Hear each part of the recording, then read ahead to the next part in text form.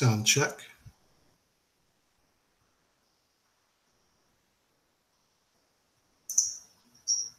Sound check. All right, slight delay there, but it looks like I'm live. Starting to get the hang of this a little bit. Just a little update on my Facebook group, now called Geodetic Surveying, formerly known as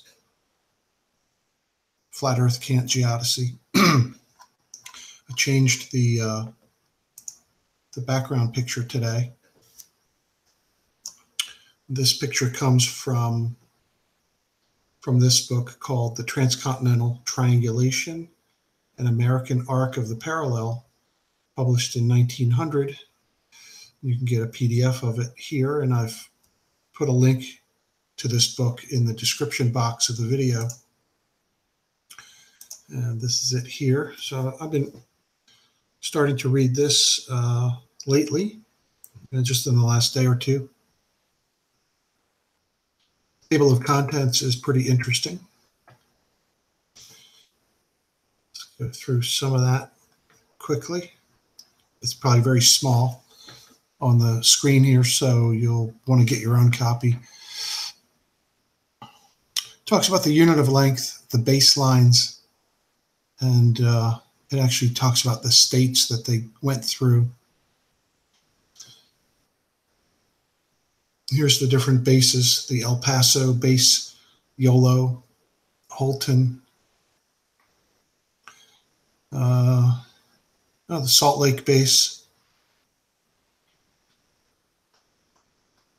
And then starts to talk about the determination of heights in the different states, heights of these mountains, and how they did that. And then here's the main triangulation schemes. It's got a lot of pages. It's a pretty big book. So here they are going through. They actually followed a line of parallel or a line of latitude and performed this high precision triangulation. So here they are in Ohio, Indiana, Illinois, Missouri, Kansas through Colorado, through the Rocky Mountains, Nevada, and then the Western or Coast Range series. Then they talk about in part 4 the results of astronomic determinations of latitude. Okay, so, and what's nice is the abstracts are in here of their observations. Okay, so an abstract was where you take all the field notes, and there would be many, many, many pages of field notes, and then you'd reduce those field notes down to the averages, perform the statistical analysis on those, and then come up with the values to put into the abstract, which you would use to do the computations. Here's the results of astronomic determinations of azimuth, again through the different states. And they also did longitude determinations, which are much, much harder to do than latitude.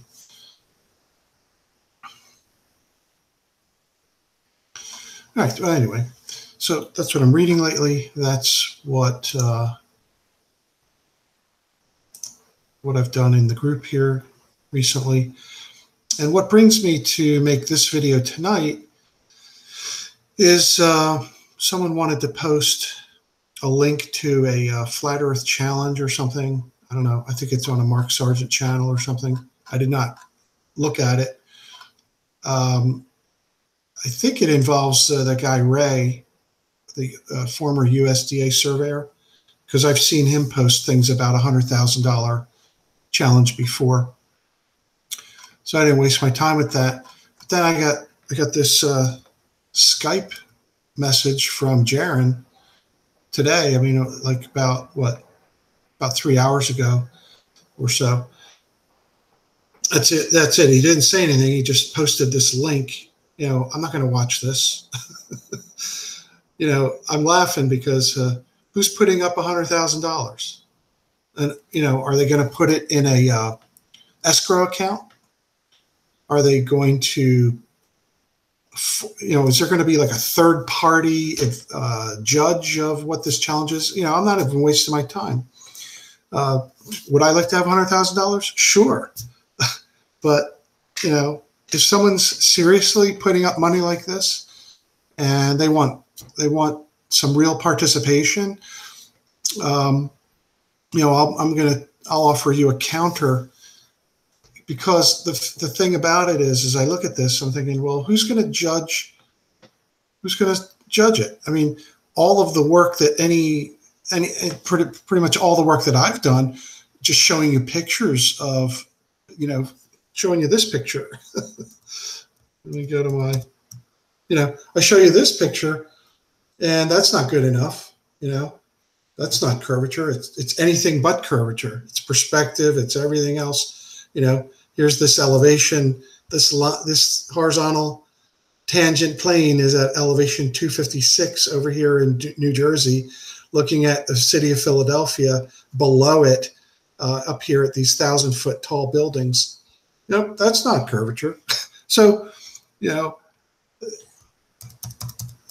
I'm just laughing, to me, where am I trying to go here? Here, back to this. It's a hoax. It's not it's a desperate attempt at, getting notoriety or whatever. It's not for real, but I'm not going to watch that. But if someone has watched this and thinks there's a way to win the $100,000, get a hold of me. I'll help you out.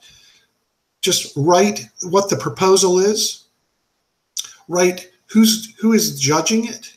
What are the terms of this challenge?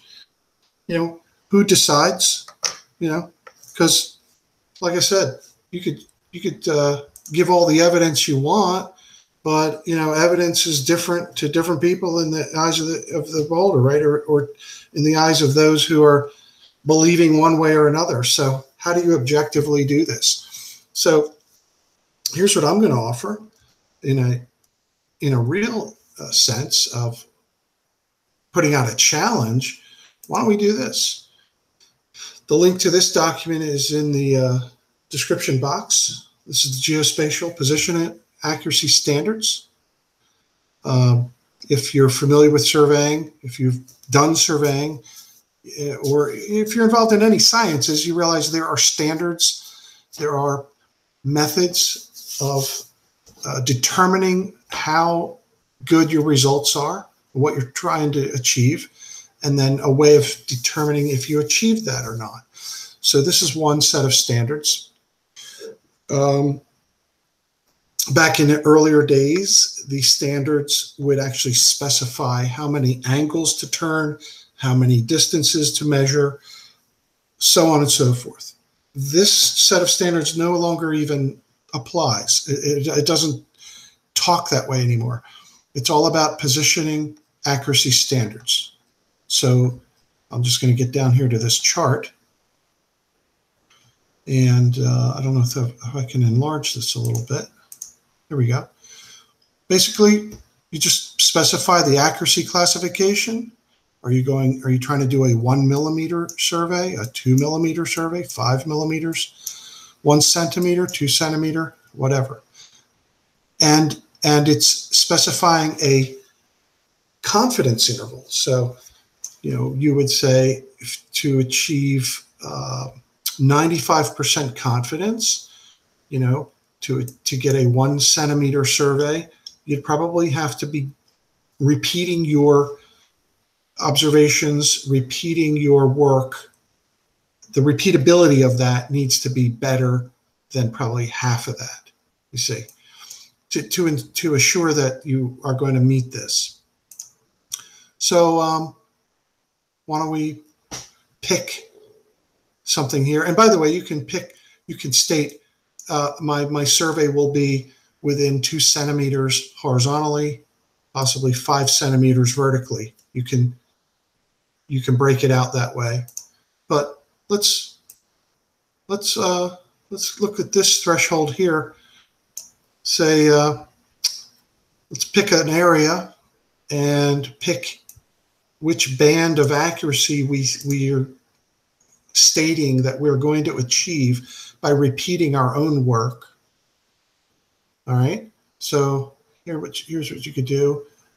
Again, this link to this document is in the description.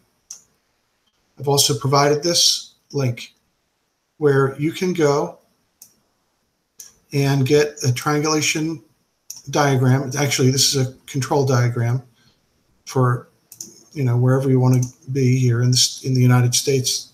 You know, this is also United States specific that I'm talking about. I'm not ready to go traveling abroad to do this, but I'd like to. There's something going on in a couple, maybe in a year or two, over in Germany. They're going to remeasure a large triangle there, but that's a topic for another video. But here's Lake Michigan. Here's some sight lines across the lake. These are triangulation stations. Why don't we let's pick you know, 2 of these and have the challengers step up and attempt at replicating those results. Now, the reason I'm going in this direction as opposed to talking about proving the Earth is flat or not is this. Before you can say, and this is the problem with all these tests, you know, you look at what they did in Hungary and what they did recently at, I don't know, what was that lake called? The one where Jaron was there and Skiba and all those people, and there were balloons. Oh, geez. Paulston, I don't know, some lake. They were flying balloons and talking about whether they could see it or not. I mean, all these tests are so ambiguous. I mean, so why don't we do a test where you've got to actually demonstrate that you have the skills to replicate yourself and achieve a certain accuracy. Let's start with that. Can you make measurements that can be qualified, can be accepted because they're repeatable and you can do it day after day? Let's say over a 3-day span, you can repeat your own results, or let's add a little complexity to it.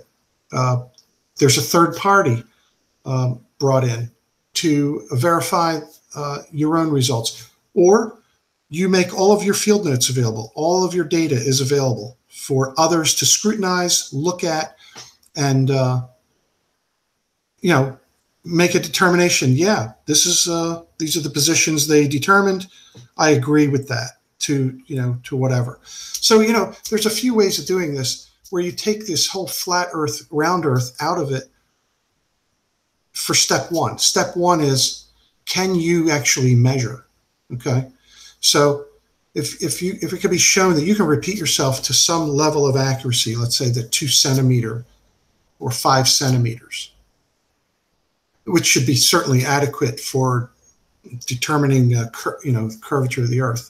So let's get that done first. Can the challenging parties on either side of the debate repeat themselves to this type of accuracy? And then once you've done that, and again, I think I made a screenshot here. I'm talking 2 centimeters. I can do that. I can do that quite easily. You know, if you want to widen it out, I mean, I've experience with this, so 2 centimeters is not a problem for me. But if we want to say 5 centimeters, just to make it a little easier for some of the others who maybe do not do this for a living or don't know how to operate their equipment, whatever, you know, let's open it up to others. Well, you know, hey, I'm just, you know, kind of winging this here. I don't have anything pre-written here, but I'm just saying, I see this thing about this $100,000 challenge, and I'm trying to bring some sense of reality to it. Can you measure, first of all? Okay. Now, once you can qualify yourself that you can actually do these measurements, then, you know, let's pick a place to do it. That's Chicago. Let's look at some others. How about over here in Utah? Here's a nice flat stretch right here. Let's look at this map. along Route 80. Come on now. There we go.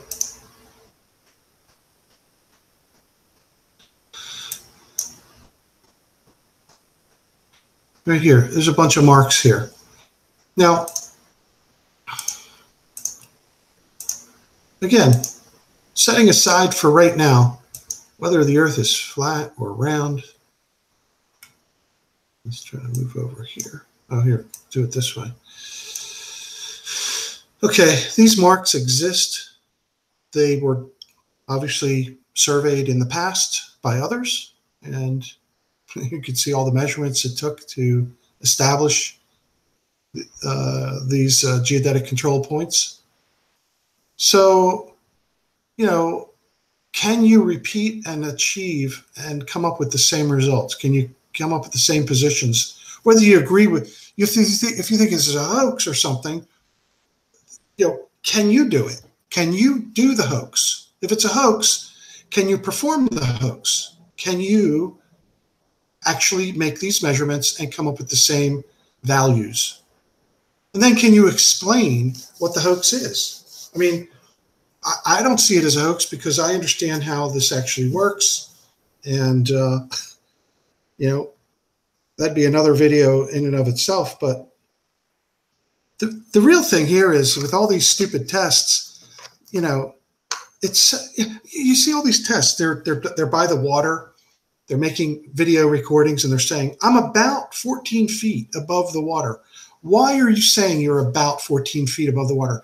Can you not measure to say with some certainty how high above the water you are? I mean, all these videos, they don't know where they are. They're not quite sure if they're up on the bluff, up on the cliff, or no, was he down by the water? It's just such a waste of time. You're just wasting everybody's time. Let's, you know, if you really want to put out a challenge, what are the rules of the challenge? Make them real, make them something that can be judged by somebody. And I don't know who the third party could be to serve to that. So serve for that. But anyway, I'm kind of repeating myself. You see where I'm going with this. Step one, can you measure? Can you repeat and come up with the results that you did on Monday? Can you do that on Tuesday? Can you do it on Wednesday? You know, are you able to do that? Okay, so again, I've given you the link to this nice little website where you can find these, and maybe we come up with some testing areas over here on the east, maybe somewhere in the Midwest. You know, this is where I'm heading this fall. Some people posted in my group some pictures taken in Connecticut. I'm not exactly sure where, but they've taken pictures across Long Island Sound, and where you could see the Empire State Building is you're only seeing about the third of it sticking up above the horizon. Pretty interesting. So I want to go up there and see that. It looks pretty cool. So hey, this could be a place to do such a test. Okay, so all right, close that. What else? All right, I've shown you this. I think that's all I wanted to say tonight. I keep just recently seeing this thing about this challenge, and Jaron felt the need to Skype me and say nothing except give me the link to that. So, okay, I'm on notice. I'm aware of some challenge. Again, if you want to get serious about it, write to me and tell me what the rules are. Tell me how you win the money. I'll take the money. Yeah, how's it going to be judged? I'm not going to watch that video. I'm not. So, hey, I gave you here this link to my Google Drive where you can download a whole lot of PDFs, quite a collection I've put together. And what I did is I sorted them by year of publication. And I made a video a little while ago about Samuel Rowbotham's book. Let's see, when did his first one come out? Yeah, right around that time, I guess. And, you know, I was like saying, hey, there were a lot of other books out at the same time that he could have been reading. He doesn't reference any of those books in his book. Like, if you're going to say these books are wrong, come on, break out the math, show where the hoax is. If anybody saw Walter Bislin do a complete forensic mathematical analysis of that Hungary test over there, and he actually finds all of their mistakes where they didn't convert from radians to degrees, you know, degrees, minutes, and seconds. They didn't. There's so many things. I mean, he tore it apart. That was like very impressive. Anyway, same thing. I mean, if you're going to say that these books and geodesy and so forth is, you know, that this is all a hoax, well, you know, where's the book showing us where the hoax is? You know, how is that perpetrated? You know? Yeah. And I wouldn't even be talking about this because I like, you know, my last video, I'm telling you, I'm done talking to flat earthers, actually. I had my last long exchange with a flat earther was it last week, and it ended identical to all the rest of them. Here's the this is cool. I would love to go over to Germany when this triangle is going to be remeasured, I guess, in honor of or in celebration of that date. I don't know. I got to read more about it, but that would be pretty cool. It would be pretty cool to maybe do something similar here in the United States along this parallel, which I think it's the 38th parallel, which is near to me, which is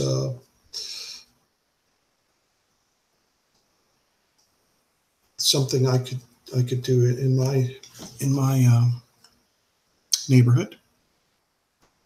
This is a really nice triangulation documentary. I just posted it here today. The base of a mapping in Finland. This was a really interesting, very informative documentary. All right, I think I've covered my objective tonight, just to make this quick video, offering a counter challenge to that video that I didn't watch. Hey, you got people here. Let's see what's happening. Hello, Garth. Okay, so Garth is telling me that it's Ray. Yeah, contract, yeah. I mean, this sounds very familiar. Didn't this happen with the Bedford Level deal? Money was involved. You know, I think that the Salton Sea. Thank you. Yeah, that thing there. I saw. What I was watching was some of the videos being put out by Sly, and he pretty much went over it meticulously as he does.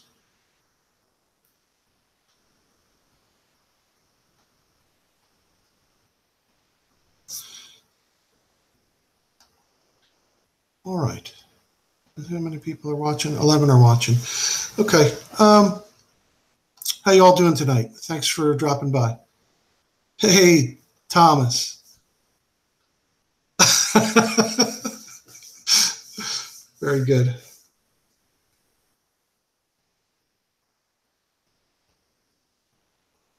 Yeah, Garth, you're right. Sly did smash that salt and sea junk. All right, so somebody tell me, is this challenge being offered by Ray? Because he came on my channel quite a bit before I had to finally block him. I mean, he was just plastering my comment section, rapid fire succession with just nothing but nut talk. I feel bad for the guy. So yeah, he's the one that Mark Sargent interviewed, and I made a video about it. I thought I was pretty kind to him in my video. I made no personal references to him at all. I knew nothing about him. I didn't even listen to the entire Mark Sargent interview of him, just a little bit to get a feel for it. And I made a video pretty much just describing state plane coordinates, how curvature is dealt with, how probably a lot of surveyors aren't familiar with that end of the calculations that we do. I gave him the benefit of the doubt in that way, and the guy comes and he attacks me. I mean, he's just been relentless. So I finally had to just block him from my channel. But, you know, I'll just tell you right now, with what I'm putting out in this video right here is, can you, and I say you, Ray, if this is your challenge, can you actually do the survey work? Can you even match your own results? You know, let's start with that. Because if we can't get an objective way of knowing whether or not you're able to make these measurements that would be required to determine the outcome of any of these tests, then you can't say you've done it or not. So first things first, calibrate your instrument on an EDM calibration baseline.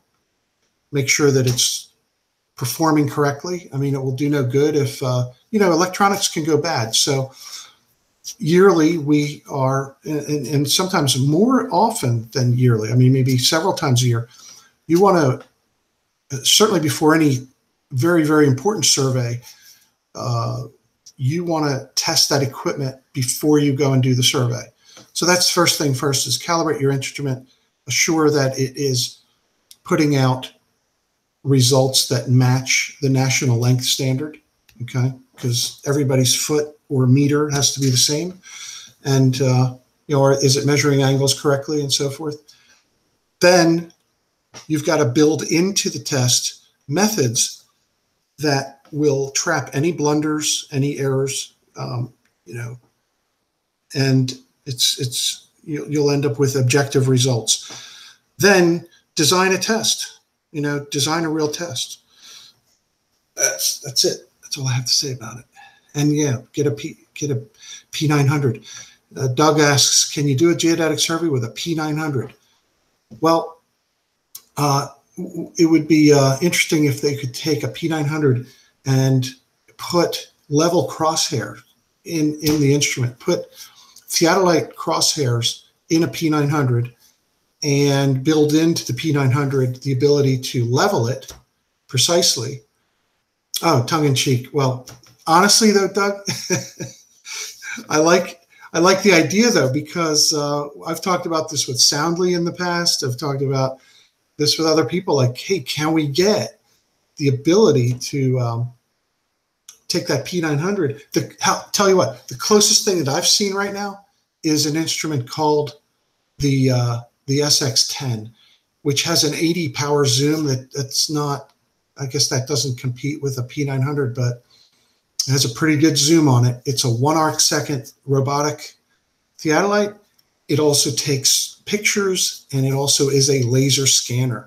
So it's like the coolest instrument going right now. I made a video on my channel. You can go and see a video of me using that to survey a bridge. Yeah, the virtual horizon, Garth. I know what you're talking about. Obviously, I don't own a P900, but I've thought I saw that in the manual, that there's a virtual horizon, and you know, that thing should do the trick. You know, not to survey to the nearest inch, but to take pictures, and if you can turn on some type of grid or something that would indicate the horizon. Okay, cool. Garth is saying it's 100% in the manual. Next question is has anybody made any videos showing that the P900 with the virtual horizon being used, you know, of a mountain far off in the distance, so you could see the horizontal? Okay. All right. So it gives the observer an idea. Yeah. All right, I don't want to waste too much time on flat Earth anymore,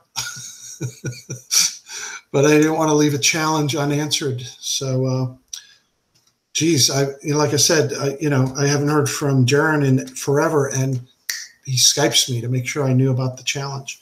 But like I said, I had seen it earlier in the day, and now I've made my video with a better idea. I think my idea is better. What do y'all think?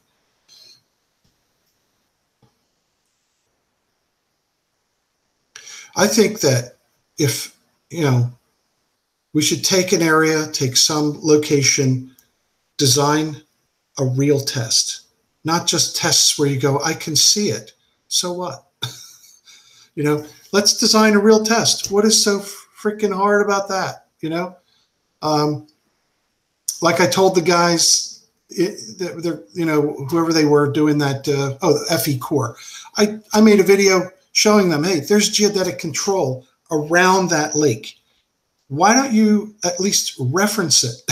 Why don't you, I'm not saying, you got to believe it's for real, but if it isn't for real, then show us how it's not, but at least reference your test to those markers, But they're out there using GPS, so, that doesn't make any sense either. So they're going to use GPS, they're going to use Google Earth to get positions, but, stay away from the geodetic markers. It's like garlic to a vampire, don't touch the geodetic markers. It just shows me it's all disingenuous. It's all there's the hoax. I mean, they are the hoaxsters. So, it's 11 o'clock here. I'm going to say goodnight. Thanks for stopping by. If anybody, leave me a comment in the comment section if, if you think that somebody would actually be interested in doing a real test. If Ray's interested, is he the guy putting up the money? I'll take that money tomorrow. Be glad to do it. So, what's the devil horns, Garth?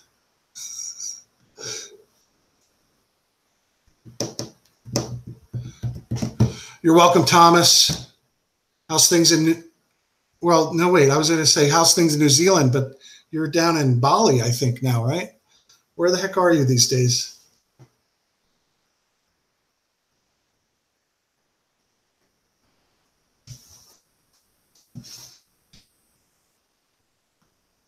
I have a hard time bringing these to a quick close. I keep saying, all right, I'm going to sign off, and then I don't. I go a few more minutes. I say, all right, it's time to wrap it up. Yeah, Bali. Very nice. All right.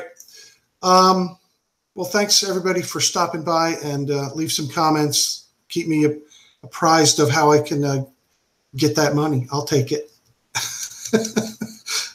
Oh, geez. All right, guys. Take care.